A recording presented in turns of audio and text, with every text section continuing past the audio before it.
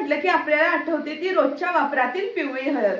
पण काळ्या हळदीबद्दल तुम्हाला माहिती आहे का? हळद हा मसाल्यातील एक प्रकार तर आहे, पण आयुर्वेदात देखील हळदीला फार महत्त्व आहे। पण हळदीचे कोणकोणते प्रकार असतात ते आज जाणून घेऊया। तर नंबर 1 काळी हळद। काळी हळद ही गडद जांभळ्या रंगाची असते आणि त्यापासून बनवलेली हळद पावडर ही काळ्या रंगाची असते आणि ही मुख्यतः औषधी गुणधर्मांसाठी वापरली जाते। नंबर 2 पांढरी हळद।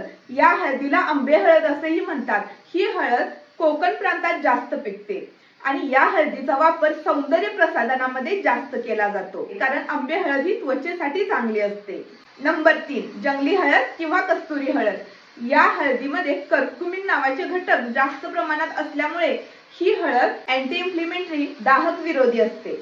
आणि नंबर 4 पिवळी हळद। पिवळी हळद हा प्रकार सामान्य आणि प्रसिद्ध प्रकार आहे। ही हळद स्वयंपाकात आणि औषधी म्हणून वापरली जाते। आपल्या स्वयंपाकघरात रोज आपल्याला या हळदीची गरज असते। हळदीचे बेनिफिट्स तर आपल्या सर्वांनाच माहिती आहेत। आपण हळद तर वापरतो, पण आपण शुअरच नसतो की ही हळद ओरिजिनलच आहे आणि याचा आपल्याला फायदा होणारच आहे। आपण वापरायचं म्हणून रोज तर हळद खात असतो, रोज स्वयंपाकात वापरत असतो, त्याचा खरंच आपल्या शरीराला फायदा होत आहे का, हा तुम्ही विचार केलाय का? हळद जर तुम्हाला रोज वापरायचीच आहे ना, मग ओरिजिनलच वापरा। ज्या हळदीची तुम्हाला गॅरंटी नाही, शुअरिटी नाही की ही हळद प्युअरच आहे, मग ती वापरून जर तुमच्या शरीराला काही फायदाच होत नसेल, तर मग ती सेवन करून तरी काय फायदा? मग प्युअर हळद आपल्याला कुठे मिळणार?